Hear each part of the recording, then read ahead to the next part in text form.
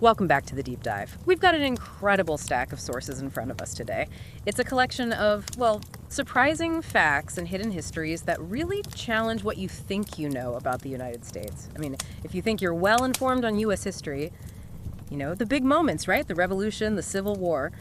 But our mission today is to look at the very foundations and see that the identity we just take for granted, the language, the borders, even where the government is located, it was all almost completely distant. We're going on a high-speed tour through these historical anomalies. We're going to explore how close the U.S. came to having a different official language, a constantly moving capital, and even a secret plan to invade its closest ally. Okay, so let's unpack this. Our goal here is to find those aha moments that are hiding in plain sight. And what's so fascinating is that idea of contingency. We tend to see history as this straight line leading to now. As inevitable. Exactly. But these facts, they just dismantle that idea. They show you that a nation's identity can hinge on, a backroom deal, a single vote, or a land purchase that everyone at the time thought was a huge mistake. It makes you question what we think of as permanent. It absolutely does. Yeah. I mean, take the language. You assume English was a given. It wasn't. It was decided by one vote. And that's, I think, where we have to start, with the identity that almost wasn't. Okay, so when you think of the U.S. government, you picture Washington, D.C., the monuments, the whole thing. Of course. But the big misconception is that D.C. was always the plan. Our sources show the early government was, well, it was basically a roadshow. The capital kept moving. It was totally unstable. And you have to remember the atmosphere back then. This was right after the Residence Act of 1790. Before that, the government was basically migratory. Why? Were they just trying to find the best location? Not just that. They were literally fleeing political pressure, sometimes even the threat of popular unrest in these big established cities. So where did it start? It started in New York City. That's where George Washington was inaugurated. Federal Hall, 1789. The first Congress met there. So New York was the center of everything. For a moment, yes, is where they started building the whole federal bureaucracy from scratch. But it didn't take long for the politics to get messy. The different states started getting jealous. Ah, the classic North versus South dynamic. You got it. The northern states, especially New York and Massachusetts, wanted the capital to stay right there in the financial hub of the new country. But the southern states were suspicious. Deeply suspicious. Figures like Jefferson and Madison, they were convinced that if the capital stayed in the north, northern financial interests would just dominate the entire Union forever. And this all got tied up in a huge political deal, didn't it? The Compromise of 1790. The legendary compromise. I mean, this wasn't just about where to put some buildings. This was about the financial soul of the country. It was about Alexander Hamilton's plan for the federal government to assume all the war debt from the states. Right. And the northern states, who had huge debts, they loved that idea. The southern states, many of whom had already paid off their debts. They hated it. They didn't want to bail out the North. So the location of the capital became the ultimate bargaining chip. Really that simple. Jefferson and Madison told Hamilton, "We'll get you the southern votes for your debt plan." If you move the capital south, closer to their agrarian power base, away from the bankers in New York. And it worked. It did. So after New York, the government moved temporarily to Philadelphia. It was the capital for about a decade, while the new federal city on the Potomac was being built. Philadelphia was like a neutral ground. A placeholder, really. It kept the Northerners happy for a bit, but everyone knew it was temporary. It's just amazing. The location of Washington, D.C. today is the result of a high-stakes financial trade. It was built to be politically neutral, away from the existing power centers. It just shows you how divided the country was right from the start. They couldn't even agree on a home for their own government without putting the entire financial system on the table. And if the geography was that unstable, what about the culture? The language? Well, this is where it gets even more interesting. We move from one instability to a really stunning near miss. Let's talk about the German language. Which we just assume was never a contender against English. But it absolutely was. By the late 18th century, there was massive German immigration, especially into Pennsylvania. You've heard of the Pennsylvania Dutch? Sure, which is a corruption of Deutsch for German. Exactly. And they weren't just a small minority. They set up entire towns, schools, newspapers, all operating in German. They were a huge, cohesive part of the population. And our sources say this led to a serious discussion in Congress. A very serious one. This wasn't some fringe idea. It was about using German for official government business. It just reflected the reality on the ground in key parts of the country. So what was the actual proposal? The main push was to have federal laws and other official documents printed in German as well as English, at least in areas with large German-speaking populations. That sounds practical, actually. It was purely practical. The argument was, how can you expect people to follow the law, pay taxes, and participate in democracy if all the official documents are in a language they don't understand? Makes sense. But the debate was fierce. This was around 1795. The opponents, the nationalists, were terrified that making German official would splinter the country, that it would stop assimilation. It would create separate identities. That was the fear. But proponents just saw it as a democratic accommodation. And this is where we get to the jaw-dropping detail, the vote. This is the history-altering moment. The vote to reject the proposal, the one that basically solidified English as the primary language of the federal government. It was decided by a single vote. One single vote. Think about that. If one person had been sick that day or just changed their mind, American history could look completely different. The implications are huge. If it had passed, it would have set a massive precedent. State legislatures might have followed. It could have changed immigration patterns, encouraging even more German speakers to come over. You could have ended up with a truly bilingual nation, at least in certain regions. Wow. And that brings us to another fascinating legal quirk that comes out of this. Yes. The legacy of that vote is that even today, the United States officially has no national language. Wait, really? Not even English? Nope. There is no federal law, nothing in the Constitution that declares English the official language of the nation. It's a de facto language, of course, the language of business, of the courts. But it's not legally mandated at the federal level. It isn't. And that avoids a whole world of political and legal battles. It leaves it up to the states. So that one close vote basically set the cultural preference for English, but it stopped short of carving it into law. So we've got a government that couldn't stay put and a language that was one vote away from being bilingual. Let's look at something that did stay put, the Constitution. The ultimate legal foundation. Right. And its stability is often seen as a defining American feature, but our sources put that stability in a pretty stark global context. They do. We're talking about the endurance of the 1787 Constitution. And the fact is, it is the world's oldest written constitution that's still in effect today. Now, it's been amended, of course, 27 times. Right, the amendments are crucial. They've dealt with civil rights, voting, all sorts of major changes. But the core structure, the 7 articles that set up the 3 branches of government, that framework is exactly the same as it was over 200 years ago. And when you compare that to other countries, The contrast is staggering. I mean, think about France in 1787. They've been through 5 republics, a couple of empires, a monarchy. They've completely torn up and rewritten their foundational documents over and over again. and other stable democracies. Germany, Japan, Italy. Yeah. Their current constitutions were all written after World War II. The U.S. Constitution, on the other hand, survived a civil war, the Industrial Revolution, 2 world wars, the nuclear age, the internet, you name it. That creates an incredible sense of continuity in the legal system. But that stability creates a fundamental tension, doesn't it? We are governed by a framework designed by men in the late 18th century. A world that had no concept of the technology or social issues we face today. Exactly. So much of what the Supreme Court does is try to figure out how to apply 18th century phrases like cruel and unusual punishment to 21st century problems. So that tension between the old text and modern life is really the central drama of American law. It is. Its ability to be amended is what makes it resilient. But the core text is so hard to change that it makes some structural reforms like, say, abolishing the Electoral College almost impossible. It creates a kind of built-in gridlock. Okay, let's move from that huge legal framework to something a little lighter, but just as interesting how we celebrate things. Even our holidays have a legal quirk. They do. It comes down to terminology. And this is another one of those facts that just seems wrong at first. The U.S. has never officially declared a national holiday. Which sounds crazy, right? Sure. What about the 4th of July or Thanksgiving? Exactly, we all celebrate them. So why aren't they legally national? It's all about jurisdiction and federalism. When Congress creates a holiday, it's designated as a federal holiday. And that term has a very specific, limited meaning. Okay, so what does it mean? It means federal government agencies have to close. Federal employees get a paid day off.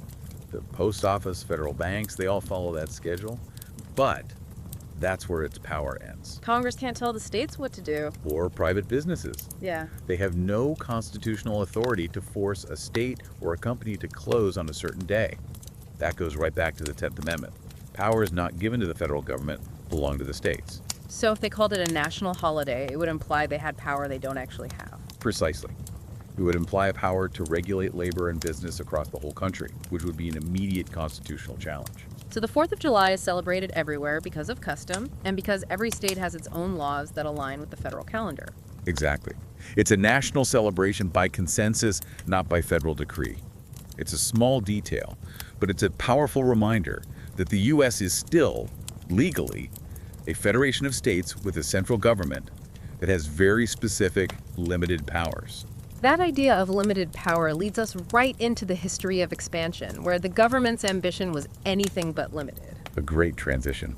The story of how the U.S. got so big is full of these incredible gambles, and none is more famous or was more mocked at the time than buying Alaska. Ah, Seward's Folly. Right. Most people know we bought it from Russia in 1867, but the price is what makes this a true deep dive fact. The price was unbelievable. It's an economic decision born from Russian weakness and American ambition.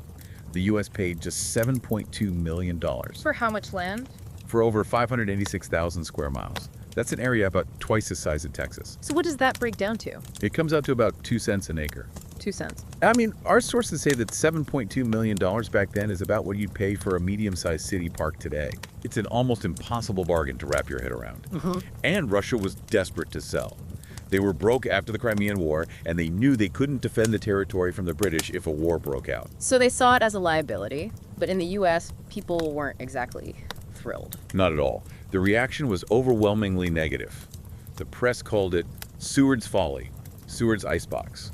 William Seward was the Secretary of State who made the deal. And Congress thought he was a fool. They genuinely believed he had wasted millions of dollars on a frozen, useless wasteland that would be impossible to govern and would never turn a profit. But history proved them very, very wrong. Spectacularly wrong. It didn't take long either. First, you had the Klondike Gold Rush in the 1890s. Then later, the discovery of just massive oil and natural gas reserves. The land paid for itself thousands of times over. And what about the strategic value? That might be even more important. During the Cold War, Alaska was the front line of defense against the Soviet Union. Its location was priceless. Today, it's critical for monitoring Russia and securing Arctic shipping routes. So it was a huge strategic gamble that paid off massively, but it was based on pure faith in what the future might hold. Exactly. And Alaska was just one piece of a much bigger and often forgotten American imperial project. Yeah, let's talk about that, because for a while, the U.S. was a full-on colonial power, wasn't it? Absolutely. We tend to think of American expansion as continental manifest destiny, moving west. Yeah. But in the late 19th century, there was a sharp turn towards global imperialism, just like the European powers. What was driving that? The need for naval bases, coaling stations for steamships, and access to trade routes in Asia. And this really kicked off after the Spanish-American War in 1898. That was the pivotal moment. The sources list the key territories acquired then: Hawaii, which was annexed; Puerto Rico, which is still a territory; Guam, American Samoa. And the really big one, the Philippines. The Philippines is the most striking example. The U.S. bought it from Spain for $20 million and then spent years fighting a brutal war to suppress the Filipino independence movement. So for a significant part of the 20th century, the Philippines was U.S. territory. It was. The U.S. governed it until 1946. And during that time, millions of Filipinos were legally designated as U.S. nationals, but not citizens. That's a classic feature of colonial rule. And that must have caused a lot of debate back home. A huge debate. It forced Americans to ask a really uncomfortable question. Can a republic founded on anti-colonial ideals have its own empire thousands of miles away? It really complicates that simple story of American isolationism. It completely changes it. It shows the U.S. was a major player in the colonial great game, with a global footprint that shaped its entire future as a world power.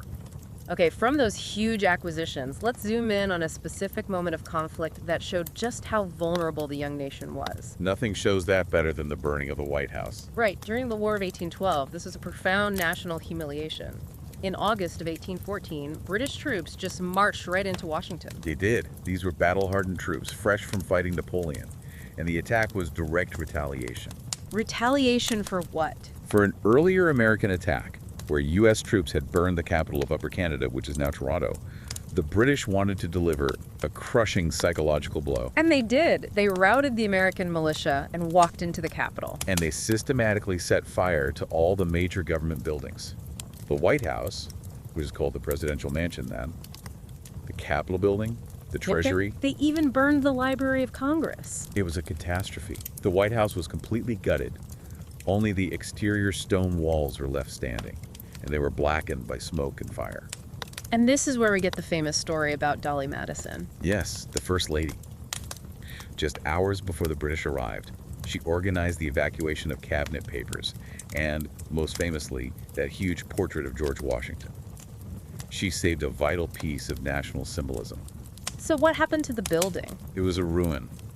When the government came back, they had to do extensive repairs. The scorched stone walls were so damaged they had to be sealed and then covered with a thick white paint. And that's how it became the White House. The name was already in informal use, but that paint job really solidified it. But the symbolic damage was immense. It's the only time a foreign army has ever invaded and sacked the U.S. Capitol. It shattered that early sense of invulnerability. That was a very public conflict. Now let's talk about a secret one. A plan for a war against the country we now consider our closest ally. This might be the most shocking fact in the whole stack of sources. The existence of War Plan Red. A detailed U.S. military plan to invade Canada. It just sounds unimaginable today. It does, but you have to understand the context. The plan was drafted in the 1930s, and while relations with Great Britain were fine, military planners always planned for the worst-case scenario. And the worst case was a war with Britain. Exactly. And at the time, Canada was still a British dominion. So in any war with Britain, Canada would be their main base in North America.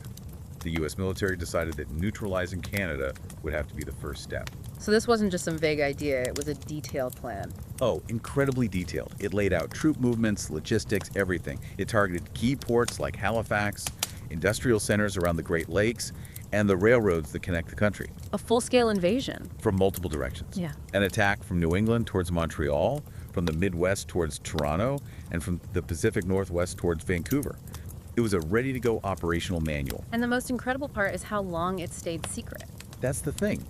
The existence of War Plan Red wasn't revealed to the public until the 1970s. Decades after it was completely obsolete, after the US and Canada had fought side by side in 2 world wars. It just shows you how military planning works.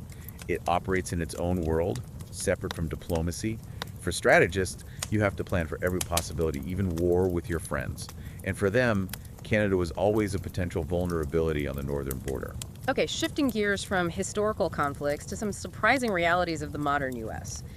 You'd assume a country that's a global leader in technology would have its basic infrastructure sorted out, right? You would. But one of our sources points to a huge gap. We're talking about the fact that millions of people in the US are not connected to the main electrical grid. It's a startling fact, isn't it? The nation that pioneered widespread electricity still hasn't reached everyone. So how is that possible in the 21st century? It really comes down to geography and economics. The cost of running utility lines across hundreds or thousands of miles of empty mountains, deserts, or tundra to reach just a few people is prohibitive. So where are these communities? They're concentrated in very specific places, overwhelmingly in Alaska, especially remote villages, also on many Native American reservations in the West, and in really isolated rural areas in states like Nevada or Arizona. And we're talking about a lot of people. Hundreds of thousands of residents.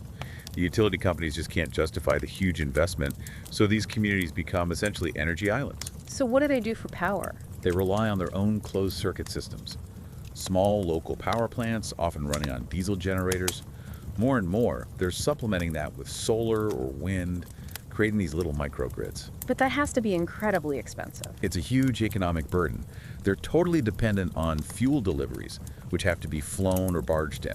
So the cost of electricity could be 10, even 20 times the national average. And that makes everything else more expensive too. So it raises this big question about infrastructure equity. It really does. The grid isn't this seamless, universal thing we imagine it to be. It's a patchwork.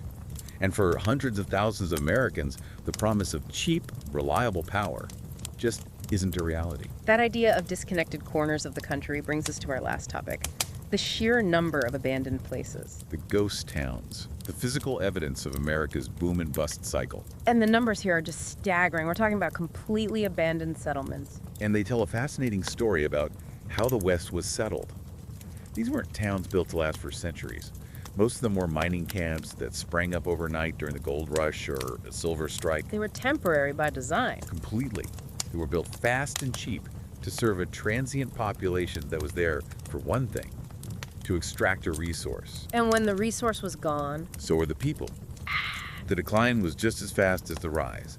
When the gold vein ran out or the railroad decided to build its station 10 miles down the road, the town's economic reason for being just vanished. People would literally walk away from their homes. so how many are there? What's the official number? Today, there are officially more than 10,000 ghost towns across the United States. 10,000. That's a huge number. And they're mostly in the West, right? Primarily, states like Nevada, California, Colorado, Arizona. It's a massive volume of abandoned human effort. And what happens to them now? A few of the famous ones, like Baudi in California, have been turned into historical parks or tourist attractions. They're carefully preserved. But the vast majority. The vast majority are just being reclaimed by nature. Wooden buildings slowly collapsing, being swallowed by the forest or the desert. They're silent, kind of spooky time capsules. They're monuments to that idea that the frontier was as much about failure as it was about success. Exactly. They show a kind of speculative short-term thinking that is a really unique part of the American story. It's a powerful contrast to old European villages that grew slowly over centuries. This has been a pretty wild ride through some hidden history. We've gone from the political deals that decided where the capital is, to secret war plans, to the thousands of empty towns dotting the landscape. It really redefines what you think of as foundational. We talked about the capital moving 3 times before settling in D.C., and that single vote that kept German from becoming an official language in government. Which is why there's still no official national language today. And we can't forget the Alaska Purchase, buying a territory twice the size of Texas for 2 cents an acre. And the geopolitical realities, too. The forgotten American empire in the Philippines and that shocking revelation of War Plan Red, the secret plan to invade Canada. And then bringing it to the modern day, with the hundreds of thousands of people living off the electrical grid and those 10,000 ghost towns. And if you put it all together, the big takeaway for you, the listener, is this. The identity of the U.S. today isn't some fixed monument. It's a contingent outcome. It's a collection of near misses, strategic gambles, and political compromises. Things could have gone very differently. Entirely differently. The language you speak, the borders you recognize, Yeah. they were all shaped by these moments of incredible uncertainty. Understanding that gives you a much richer, more nuanced view of the present. And that idea of the tension between a constant foundation and a rapidly changing world has been a thread through this whole deep dive. It has. So we'll leave you with a final thought to mull over, and it goes right back to the Constitution. If the U.S. Constitution is the world's oldest, and it remains fundamentally rigid, while technology and society are accelerating at an incredible pace, how does that tension shape America's ability to adapt in the 21st century? Is its stability a shield against chaos? Or is it a shackle that prevents necessary change? That's a question worth thinking about long after this deep dive is over. Find us next time as we open up a whole new stack of sources. Until then, keep digging deeper.